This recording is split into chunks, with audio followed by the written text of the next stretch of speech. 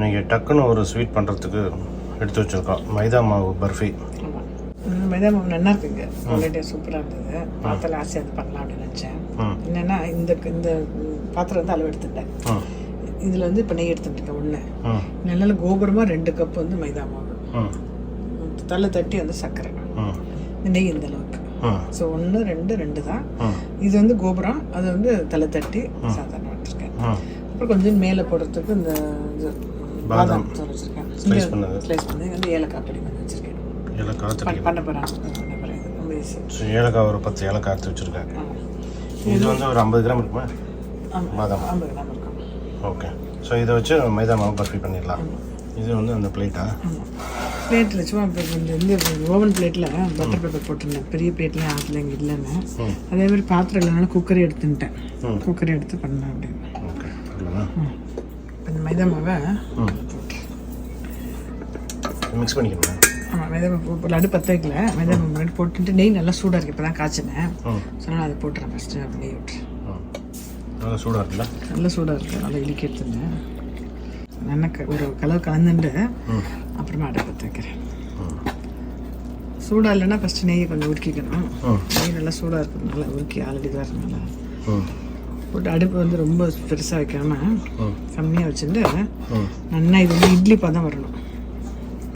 இதோடய இன்னும் அடுப்பு சூடாக வச்சு பண்ணணும். கலந்துட்டு இல்லையா, சூடாக வச்சு இப்போ கெட்டியாக இருக்குல்ல, இப்படியே கொஞ்சம் அடுப்பு வச்சு பண்ணிகிட்டே இருந்தோம்னா நல்லா வறுத்து அந்த வாசனை வந்து கொஞ்சம் இட்லி பதத்துக்கு வரும். அது வரைக்கும் வறுக்கணும். வறுத்துக்கிறேன். முந்திரி பருப்பும் போடலாம்ல? போடலாம். முந்திரி என்ன நட்ஸ் என்ன வேணால் போடலாம்.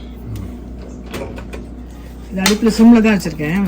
அப்படியே அந்த வாசனை வரணும், கொஞ்சம் இலகிக்கும். அந்த அளவுக்கு இருக்குது. இது வறுக்கணும். அதை நல்ல மாவு வறுபடணும். இங்கே வந்து பாகுக்கு எடுத்து வச்சுருக்கேன். இப்போ அவங்க நான் சர்க்கரை வந்து ஒரு கம்பி பதம் வரணும். சர்க்கரை இதில் ஒரு ஜலம் வச்சு இது அடுப்பில் சிம்லேயே வைக்கிறேன். அது வரத்துக்கும் இது வறுக்கிறதுக்கும் கரெக்டாக இருக்கும். ஒரு 20 மினிட்ஸ் ஆகும். ஏன்னா ஜாஸ்தியாக இருக்கு இல்லையா அளவு. கொஞ்சம் நிறைய பண்ணணும் அப்படின்னா இந்த இந்த பர்ஃபி நல்லாயிருக்கும்.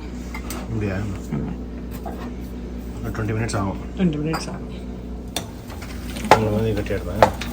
ஆமாம்ப்பா, இப்போ கொஞ்சம் நெய் போட்டோடனே மாவாக இருந்தது. ஒன்றா கொஞ்சம் சேர்ந்து இலக ஆரம்பிக்கிறது. மாதிரி இலக ஆரம்பிக்கும். இன்னும் கொஞ்சம் இலகும். அப்புறம் அம்மா சொன்ன மாதிரி இட்லி மாவு பதத்துக்கு வரும்போது ஒரு கம்பி பாகம் வச்சு சர்க்கரை பாகம் இதில் மிக்ஸ் பண்ணணும்.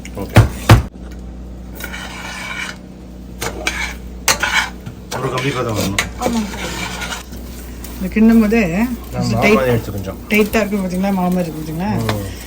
இது வந்து கொஞ்சம் இன்னும் ஒரு 5 நிமிஷம் ஆகும்போது அந்த பாகு வரத்துக்கும் இது கூட கரெக்டாக இருக்கும். ஈஸியாக இருக்கும். இப்போ கிண்டுறதே இப்போ ஈஸியாக இருக்கும். தெரியுது. இன்னும் கொஞ்சம் இன்னும் அப்படியே இது தொட்டாக வேற மாதிரி வரும்.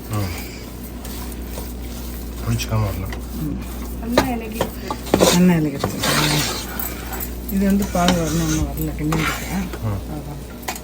ஒரு கம்பி பாகம் ஒரு ஸ்ட்ரிங் வருது. நல்லா ஆஃப் பண்ணிடுறேன். கரெக்ட். ஒரு கம்பி பாகம். இது கூட பாருங்க, தெரியுதா உங்களுக்கு? அப்படியே மாவு பதம்ன்றது தான். போட்டோன்னே இப்படி போடுது. அது பாருங்க, இது மாவு தான்.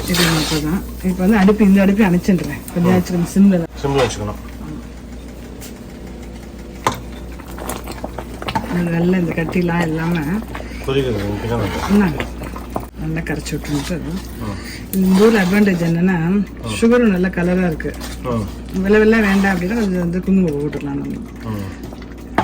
நம்ம ப்ரௌன் சுகர் இது ராக்கியன் சுகர் கிடைக்கும் இல்லைப்பா, அது அன்பாலிஷ்டு. ஸோ அந்த லைட் ப்ரௌன் டின்ஸ் இருக்கு.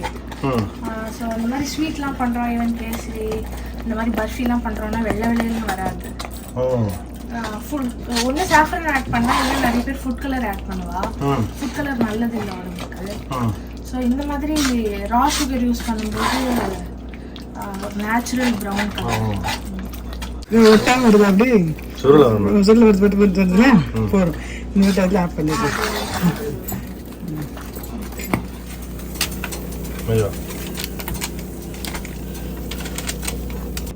மைசூர் பாக்கு மாதிரி இருக்கா? ட்ரை ஃப்ரூட்ஸ் என்ன வேணால் போட்டுக்கலாம். கொஞ்சம் போட்டுக்கலாம். ஸ்லைஸ் பண்ண பாதாம். ஈஸியாக கிடைக்கிறது நல்லா மாசு தள்ளி போயிடும். அள்ளி தூரா நல்லா இருக்குது கிடைக்கிறது. ஆட்டும் ஒரு 1/2 hour ஆட்டும். பார்க்கலாம். அதுக்கப்புறமா நம்ம வந்து ஸ்கொயராக பண்ணலாம். இந்த பக்கம் 10 அந்த பக்கம் 10. நல்லா இது கெட்டியாக இருக்கு.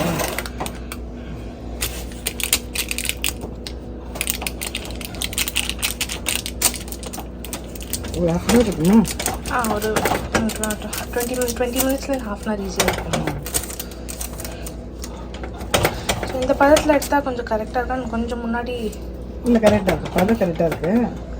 கொஞ்சம் முன்னாடி போட்டுருக்காங்க. ஈஸியாக இருந்துக்கும். கொஞ்சம் பார்க்கலாம். பட் இந்த பதத்தில் எடுத்தால் உதிராமல் அப்போ அப்படியே வருது. அழகாக வருது. நிறைய பீஸ் வர மாதிரி பண்ணுவோம். இதுக்கிட்டே எடுத்துக்கோம்.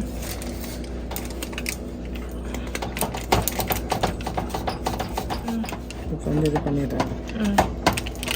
நல்லா இது கெட்டியாக எடுத்துவோம். வெற்றிக்காய் போட்டுட்டேன். சுகர் அப்படியே வந்துடுங்க. அழகாக வருது. டக்குன்னு ஆகிடுச்சுங்க ஸ்வீட்டு. ஆமாம், இது நிறைய பண்ணுறதுக்கு இந்தமாரி ஸ்வீட்டாக நல்லா இருக்கும். ஸ்வீட்டாக ரொம்பவும் இதுவாக இருக்காது. மைசூர் பாக்கு மாதிரி இருக்கும். சூப்பராக இருக்குமா? ஜாஸ்தி பண்ணுறதுக்கு இந்த மாதிரி சீக்கிரம் பண்ணுறதுக்கு இதுதான் சரியாக வரும். சூப்பர். அப்படியே எல்லாத்தையும் எடுத்துகிட்டு எண்ணெய் வச்சிரு. ஒட்டாமல் வருது. ஒட்டாமல் வருது. நீட்டாக இருக்குது. சூப்பர்மா.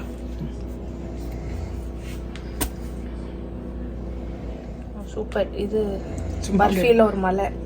ஆமாம், சூப்பர்மா.